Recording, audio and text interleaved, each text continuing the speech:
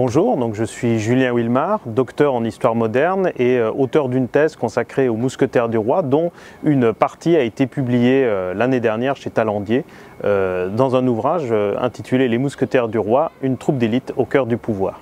Alors dans ce premier livre, issu de la thèse, l'idée était de faire un ouvrage de vulgarisation sur l'histoire des mousquetaires, puisqu'ils ont assuré plusieurs missions dans l'entourage du roi, tant de sa garde que militaire, politique, etc. Eh bien, c'est une manière de pouvoir découvrir l'histoire de France, un peu les arcanes de la monarchie, la grande histoire à partir de la petite. L'idée était aussi de déconstruire un peu les idées reçues imaginées par Alexandre Dumas dans le roman, puisque l'idée du romancier était d'imaginer des histoires fictives pour les mousquetaires. Donc je reviens notamment sur la pseudo-histoire d'amour entre Anne d'Autriche et le duc de Buckingham et d'autres éléments comme ça. Qui étaient plutôt les vrais mousquetaires? Étaient-ils vraiment gascons ou plutôt originaires de toute la France? Enfin, autant d'éléments que vous pourrez découvrir dans l'ouvrage. Alors les mousquetaires du roi, ils m'accompagnent depuis une dizaine d'années, depuis que j'ai commencé mes recherches sur eux. J'ai fait ma licence d'histoire à Paris-Sorbonne. L'idée était ensuite d'enchaîner avec un master. Il fallait trouver un sujet de recherche et pour la petite histoire, j'ai commencé à prendre goût à l'histoire quand j'avais à peu près 7 ou 8 ans avec un dessin animé qui s'appelait Albert le 5e mousquetaire. Alors il n'y a aucun lien avec le sujet de recherche par la suite, mais en lisant un ouvrage sur les valets de chambre de Louis XIV, de Mathieu d'Avina, j'ai découvert la maison du roi et notamment j'ai retrouvé les mousquetaires et je me suis dit tiens, pourquoi ne pas travailler sur les mousquetaires? Alors, totalement naïvement parce que je me disais ça a sûrement déjà été étudié par les historiens, donc j'ai fait des recherches dans les catalogues de bibliothèques, etc., dans les fichiers de thèse et en réalité aucun travail historique, scientifique n'avait été conduit sur ce corps d'élite militaire mais également ce corps de la garde du roi. Pour les sources documentaires, elles sont très nombreuses et éparpillées à travers divers fonds d'archives, puisque même si ce corps est très connu et appartenait à la maison du roi, du fait de leur caractère d'unité d'élite, de corps un peu à part, eh bien, ils avaient également un statut à part, très autonome. La plupart des affaires se gérant en interne, eh bien, les fonds archivistiques disponibles s'en font sentir, enfin l'absence plutôt de fonds archivistiques derrière se fait sentir, puisque on en trouve quelques-uns dans les fonds du ministère des Armées, au service historique de la Défense, ici d'ailleurs au château de Vincennes, également aux Archives nationales, dans la série de la Maison du Roi, puisque le ministère de la Guerre, ministère de la Maison du Roi étaient un peu leurs deux ministères de tutelle, mais globalement la plupart des sources internes ont disparu. Donc il a fallu partir à la pêche à travers divers fonds d'archives, principalement parisiens, puisque l'étude se voulait avant tout institutionnelle, et en glanant entre Archives nationales, Archives des affaires étrangères à la Courneuve, Bibliothèque nationale, Musée de l'armée pour la bibliothèque, etc., etc. En plus des sources archivistiques, évidemment les sources imprimées, les mémorialistes du temps, les journaux, etc. ont été très précieux et très importants pour ma recherche, y compris des mémoires laissées par certains anciens mousquetaires comme Pierre Carré d'Aligny, comme le chevalier de Villebrème, qui m'ont permis justement d'appréhender le corps par l'intérieur à travers l'expérience qu'avaient pu vivre certains de ces gentilshommes. La compagnie des mousquetaires du roi, elle a été créée en 1622 par Louis XIII, mais elle n'est pas créée à partir de rien. En réalité, elle est issue de la compagnie des carabins du roi que Henri IV avait créée en en tout cas vers 1593. Henri IV, c'est un roi en perpétuel danger. Quand il monte sur le trône, son prédécesseur a été assassiné, lui-même n'est peu apprécié tant des catholiques que des protestants suite à ses multiples conversions. Et surtout, il ne peut pas compter sur les anciennes unités de sa garde, notamment les gardes du corps, parce que ce sont les officiers qui les commandent, sont généralement des ligueurs ou en tout cas des gentilshommes sur qui il ne peut pas compter. Donc il décide d'ajouter à sa garde une double compagnie, celle des chevaux légers du roi, à laquelle est adjointe une petite unité de 50 carabins. Et en 1622, c'est cette unité dont Louis XIII est particulièrement content à l'issue du siège de Montpellier que le roi va moderniser, institutionnalisé en quelque sorte. Il va transformer le corps de 50 carabins, ils vont devenir en 100 mousquetaires, c'est-à-dire qu'il va moderniser l'armement. Les carabines vont être remplacées par des mousquets à mèche. Alors à l'époque, rien de plus étonnant que de voir des mousquetaires à cheval, puisque le mousquet pèse entre 6 et 8 kg, trop lourd pour tirer à cheval. Donc l'idée, c'est que les mousquetaires font un double service, à pied et à cheval. Ils combattent à cheval à l'épée et à pied avec le mousquet.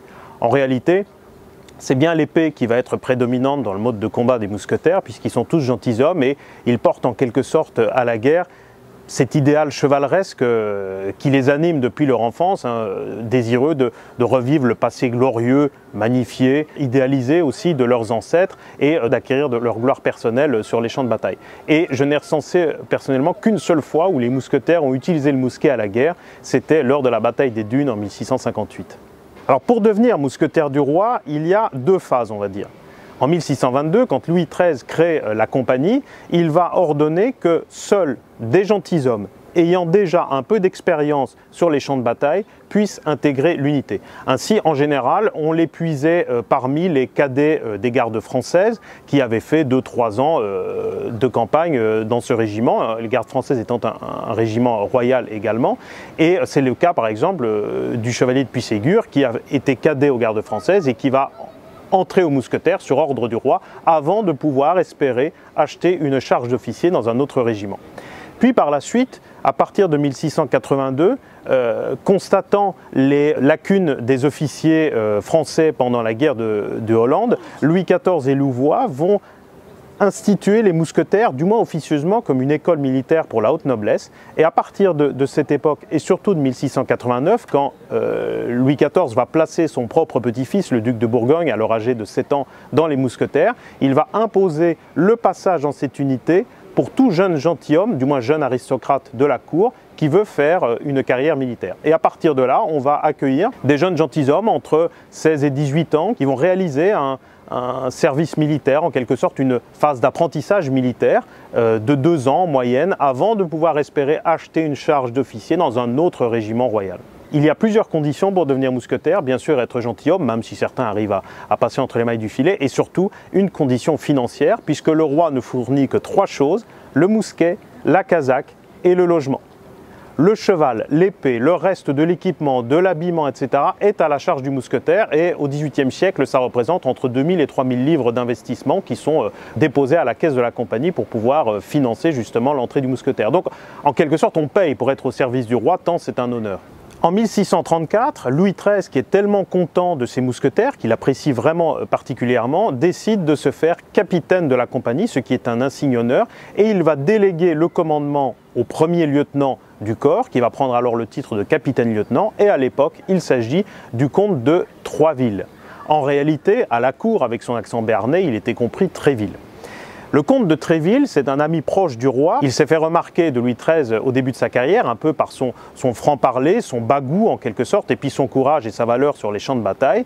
Et Louis XIII va tout de suite l'intégrer dans son premier cercle d'amis. Et il y a un lien vraiment de confiance, de fidélité-confiance qui va se créer entre le roi et le comte de Tréville. En 1642, Tréville va entrer dans la conspiration de 5 mars qui a pour but, comme d'autres conspirations auparavant, d'éliminer le cardinal de Richelieu, dont Louis XIII en a un peu assez. Alors en réalité, Louis XIII, c'est un roi qui fixe la raison d'État au-dessus de toute autre considération, et il a trouvé en Richelieu la même ambition, en tout cas pour la France, et c'est ainsi qu'ils vont former un duo politique qui va jeter vraiment les bases de la monarchie absolue dont va profiter Louis XIV. Cependant, Richelieu, par sa politique, va s'attirer l'inimitié de nombreux gentilshommes, y compris Tréville, et donc il y a plusieurs conspirations qui se mettent en place. Tréville entre dans celle de 5 mars, la conspiration va échouer, Richelieu va obtenir le renvoi de Tréville de la cour, mais disparaissant quelques semaines après, Louis XIII va aussitôt le rappeler à ses côtés. Pas de chance pour Tréville, quelques mois après, c'est Louis XIII qui disparaît, il perd ainsi à la fois son capitaine, son roi et son ami, et malheureusement pour lui, les relations personnelles qu'il a créées avec le roi ne sont pas transposables sur le nouveau souverain, qui n'est âgé que de 5 ans, Louis XIV, ni sur le cardinal Mazarin qui remplace Richelieu dans les fonctions de principal ministre. Mazarin n'a pas confiance en Tréville pour tout un tas de raisons, y compris le fait qu'il a comploté contre son prédécesseur. Donc une forme de tension va émerger entre les deux personnages. Mazarin veut écarter Tréville de la cour puisqu'il commande une des unités qui assure la protection rapprochée du roi, donc il faut avoir vraiment confiance en ce personnage, et il veut donc l'écarter. Tréville refuse, on lui propose le gouvernement du pays de Foix, Tréville considère ça comme un exil doré, succès au demeurant, et donc Mazarin va imaginer une autre solution, licencier les mousquetaires, ainsi on écarte Tréville, Et on rétablit la compagnie quelques temps après, avec à sa tête non plus Tréville qui aurait été écarté, mais accessoirement un des neveux de Mazarin, puisque en même temps on y place quelqu'un de confiance et puis on fait monter la famille Mancini. Malheureusement pour Mazarin, la Fronde éclatant en 1648, le projet va être repoussé. Dans les archives, on a la mention, la compagnie des mousquetaires doit être établie incessamment. Et ce n'est finalement qu'en 1657 que, de concert, Mazarin et Louis XIV vont rétablir cette compagnie. Louis XIV est au début de son règne, il développe un goût pour la gloire et la chose militaire. Et Mazarin trouve que c'est le bon moment justement pour proposer ce rétablissement. Va être nommé à la tête de la compagnie le deuxième neveu de Mazarin, Philippe-Julien Mancini, qui a alors 16 ans, ce qui fait que du fait de son jeune âge, le commandement va retomber nécessairement sur le sous-lieutenant, qui est aussi une des créatures de Mazarin, c'est pas péjoratif à l'époque, la créature de Mazarin, c'est un de ses hommes de confiance, et en 1657, il s'agit d'Isaac de Basse. Alors cet Isaac de Basse, il a souvent été confondu avec le vrai d'Artagnan, Charles de Batz-Castelmort, justement en raison de cette homonymie Basse, B2AS, Basse, Batz, B-A-T-Z. Et en fait, dans les archives par la suite, on va vraiment trouver cette confusion entre les deux. Basse, c'est un homme de confiance de Mazarin qui a notamment fait des missions secrètes en Angleterre, comme par hasard le d'Artagnan de fiction de Courtils de Sandras et d'Alexandre Dumas. Car oui, le vrai d'Artagnan a vraiment existé et il est surtout connu pour avoir arrêté et gardé le surintendant Nicolas Fouquet, notamment au château de Vincennes, que vous avez derrière moi.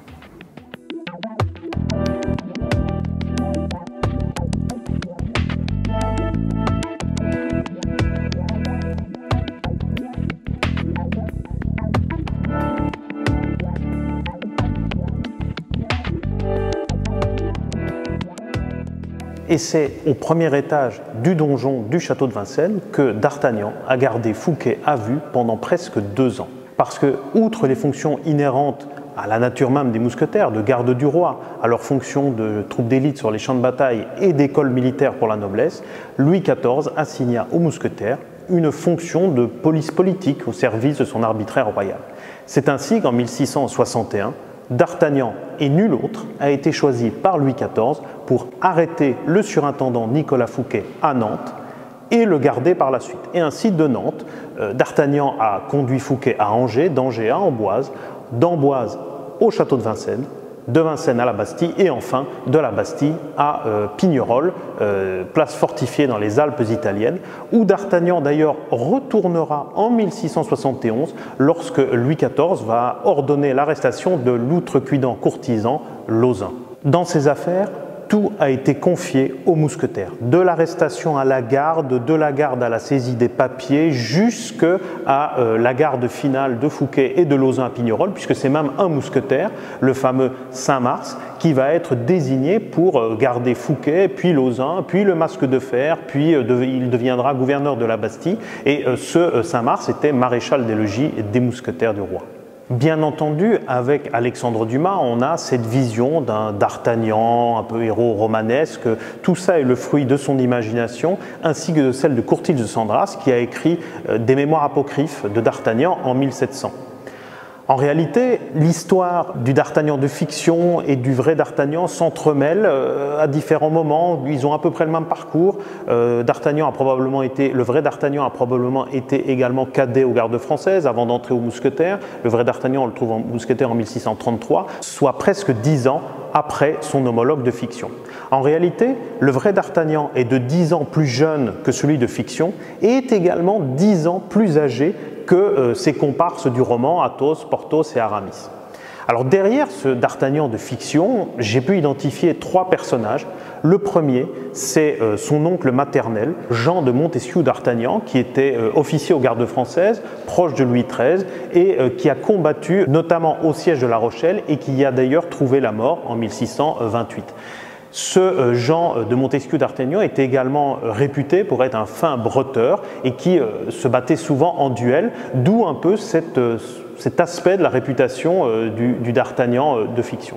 Le deuxième personnage, nous l'avons évoqué tout à l'heure, c'est Isaac de Basse, un presque homonyme, et que même les historiens du XVIIIe siècle ont souvent confondu avec notre d'Artagnan, qui lui était donc homme de confiance de Mazarin et qui a mené plusieurs missions secrètes en Angleterre, notamment auprès de Cromwell. Et le troisième personnage, derrière ce d'Artagnan de fiction, c'est bien sûr le vrai d'Artagnan, qui est né donc vers 1610-1615 à Lupiac, dans le Gers, cadet de Gascogne, qui ne peut pas espérer hériter de la fortune familiale. Il monte à Paris pour entrer au service du roi. Il va devenir cadet aux gardes françaises, mousquetaire, et puis il va faire carrière comme officier dans les gardes françaises et puis comme officier commandant des mousquetaires. Et ce d'Artagnan, comme celui de fiction, va trouver la mort au siège de Maastricht en 1673. Dans le roman, au-delà d'autres éléments, Dumas et Maquet vont imaginer des aventures, un peu d'action pour pimenter le récit, et ça va être un conflit armé entre les mousquetaires du roi et les gardes du cardinal. En réalité, rien n'est moins vrai puisque aucune trace archivistique ne mentionne des combats entre gardes du cardinal et mousquetaires du roi. Il est très probable que des duels aient éclaté, mais plutôt sous forme de querelles entre gentilshommes, qu'ils soient de l'une compagnie ou de l'autre, et en fait, les mousquetaires se battaient eux-mêmes en duel entre eux, pour un oui ou pour un non. Telles étaient un peu les mœurs de l'époque entre gentilshommes. Ce qui est sûr, par contre, c'est que les mousquetaires se battaient généralement plus volontiers contre les archers du guet de Paris, l'ancêtre de l'actuelle police, et à ce moment-là, ils aimaient ridiculiser ces roturiers qui essayaient de faire respecter l'ordre au sein de la capitale, puisque au sein de Paris, les mousquetaires ont toujours été perçus entre ordres, puisqu'ils assuraient l'ordre à certains moments, et surtout désordre, puisqu'ils étaient des jeunes gens un peu imbus d'eux-mêmes, rapidement avinés, et qui en réalité se laissaient libre cours un peu à toutes les folies, à tous les excès. Parmi les missions que les mousquetaires réalisaient auprès du roi, il y en a une en particulier qui va contribuer à forger leur réputation et à les faire entrer dans la légende, c'est celle de troupes d'élite sur les champs de bataille. Au cours des guerres du règne de Louis XIV, ils vont ainsi se forger une réputation de redoutables soldats sur les champs de bataille, mais également se faire spécialiste en fait de la prise de ville dans cette guerre de siège que Louis XIV et Vauban vont mettre en place, notamment pendant la guerre de Dévolution, la guerre de Hollande et la guerre de la Ligue d'Augsbourg. Les mousquetaires vont alors prendre part à quasiment toutes les campagnes et ils vont prendre d'assaut la plupart des villes, et en général quand ils interviennent, l'épée à la main, chargeant l'ennemi, cherchant le corps à corps, mettant en fait en branle et en application toutes les valeurs inhérentes à l'idéal chevaleresque, eh bien après leur intervention, les villes se rendent en général le lendemain, si pas en tout cas dans les heures qui suivent.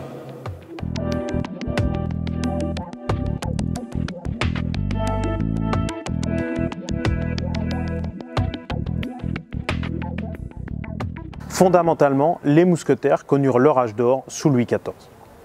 En 1715, comme en 1643, les mousquetaires perdaient à nouveau leur capitaine et une nouvelle ère s'ouvrait. Aussitôt après la mort de Louis XIV à Versailles, le jeune Louis XV a été escorté entre autres par les mousquetaires jusqu'au château de Vincennes où il résida ici d'ailleurs au pavillon du roi. Sous la Régence et sous le règne de Louis XV, les mousquetaires vont confirmer leur rôle de police politique que Louis XIV leur avait assigné en 1661 avec l'arrestation de Fouquet. Fondamentalement, un système va se mettre en place. Dès le moment où il faut arrêter un personnage gênant, on envoie un officier des gardes du corps pour l'arrêter et les mousquetaires prennent aussitôt le relais. Et le régent va user abondamment des mousquetaires dans ce rôle. À plusieurs reprises, il va leur confier soit le soin d'arrêter ou d'occuper le Parlement de Paris et des magistrats du Parlement qui s'opposaient à sa politique, et également il va leur confier la garde en détention de certains grands personnages, dont notamment le duc du Maine.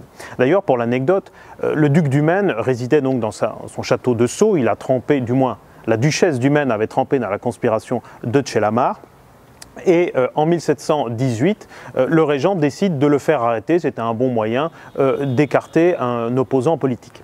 Et il va envoyer un officier des gardes du corps pour l'arrêter, qui va frapper à sa porte. Le duc du Maine va se dire « bon, on m'amène auprès du régent de force ». Et lorsqu'il est monté dans le carrosse, il a découvert un maréchal des logis des mousquetaires. Et là, apparemment, selon les témoins, il aurait blémi, car il avait compris à ce moment qu'il n'allait pas voir le régent, mais bien qu'il allait être enfermé dans une prison d'État. Et en effet, il a été escorté jusqu'à la citadelle de Doullens, où le mousquetaire en question l'a gardé pendant 1 an. Les mousquetaires vont se voir progressivement affublés d'une légende noire au XVIIIe siècle, puisque Louis XV va à son tour user abondamment des mousquetaires dans les conflits qui vont l'opposer tout au long du siècle avec les magistrats du Parlement de Paris. Les mousquetaires vont alors être dépêchés pour apporter des lettres de cachet, arrêter certains magistrats gênants, et ça va contribuer un peu à ternir leur image. Donc tout au long du XVIIIe siècle, les mousquetaires ainsi que les autres unités de la garde du roi vont être progressivement, petit à petit, critiqués. Et en 1775, Louis XVI va ordonner le licenciement des 2 compagnies de mousquetaires. Alors il y a plusieurs raisons à cette suppression un peu soudaine, qui a même étonné les courtisans tout autant que les capitaines des mousquetaires qui l'ont appris le jour même. La première, officielle, c'est une raison économique. On est à l'aune d'un nouveau règne, on a besoin de réformes, et Louis XV a laissé les caisses vides, en tout cas en très mauvais état. En réalité, il y a plutôt une remise en question des mousquetaires tout au long du siècle, puisque même si leur fonction originelle était la garde du roi, Louis XIV leur assigna donc ce service de guerre actif. Or, au XVIIIe siècle, la guerre change. Les mousquetaires étaient spécialisés dans les interventions un peu commando, à pied, dans les sièges, et au XVIIIe siècle, les généraux vont au contraire les intégrer à la cavalerie lourde de la maison du roi dans les batailles rangées. Ce n'est pas qu'ils n'excellent pas dans le combat de cavalerie, mais leur mode de combat n'est plus adapté au nouvel art de la guerre, qui promeut plutôt, sous le modèle britannique et prussien, le feu roulant, le tir en ligne, les batailles rangées accumulant des effectifs d'infanterie décuplés. Les mousquetaires ne sont plus vraiment adaptés. Au-delà de ça, le nouveau ministre de la guerre, sous Louis XVI, le comte de Saint-Germain, a en horreur toute forme de privilège, notamment dans le domaine militaire.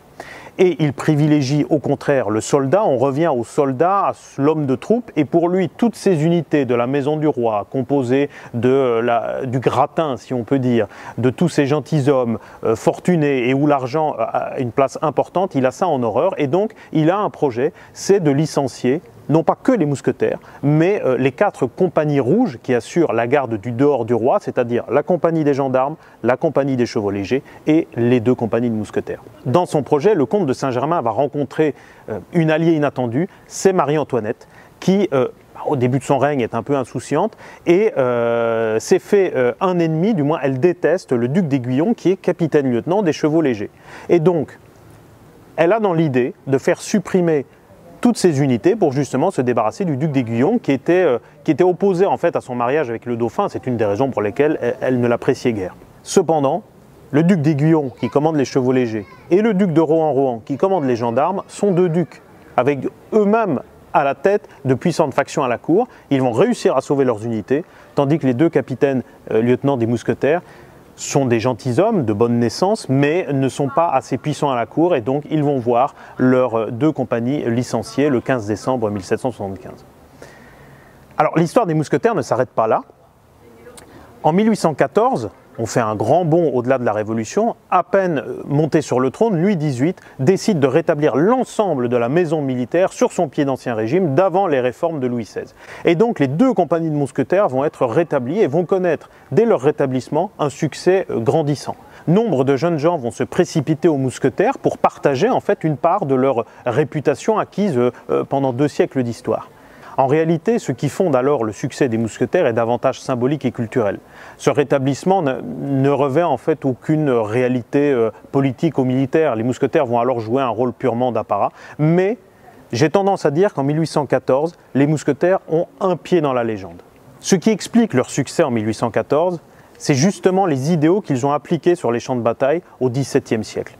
En réalité, au XVIIe siècle, les jeunes gentilshommes entraient en masse aux mousquetaires parce qu'ils espéraient y revivre une forme de l'idéal chevaleresque qui magnifiait un peu le souvenir de leurs ancêtres, et ils espéraient en fait repartager ça. Avec la Révolution, c'est un peu comme si ces valeurs militaires de la noblesse s'étaient en quelque sorte démocratisées pour finalement qualifier l'esprit français, pourrait-on dire. Le courage, le panache, le service de l'État, de la nation, la camaraderie. Tous ces éléments ne pouvaient que trouver des oreilles attentives dans une France marquée par le romantisme, par la nostalgie. On est à la base de ce roman national un peu naissant qui a pour objectif de mettre en avant un passé glorifié de la nation, de la France. Et les mousquetaires incarnent en quelque sorte l'une des grandes pages de cette histoire de France. Donc, si les mousquetaires ont bien un pied dans la légende en 1814, j'ai tendance à dire qu'ils ont les 2 en 1844, au moment de la sortie du roman. En effet, les mousquetaires ne sont pas des inconnus pour le public, ils sont bien dans les esprits depuis 1814, d'autant plus que par la suite, plusieurs œuvres d'art, plusieurs représentations théâtrales, opérettes ont été créées. Donc, quand Dumas sort ces 3 mousquetaires, ils ne sont pas des inconnus. Et S'ils ont un pied dans la légende en 1814, les deux en 1844, j'ai tendance à penser que c'est plutôt le cinéma qui les a immortalisés à partir du XXe siècle, puisque l'un des premiers films de l'histoire, en 1903, Georges Méliès, était consacré aux mousquetaires du roi. Ainsi, très longtemps éclipsés par leurs homologues de fiction, les vrais mousquetaires n'ont vraiment rien à envier à Porthos, Aramis et Athos et les héros d'Alexandre Dumas. À travers une vingtaine de tableaux, vous pourrez, par mon livre, découvrir la véritable histoire des mousquetaires.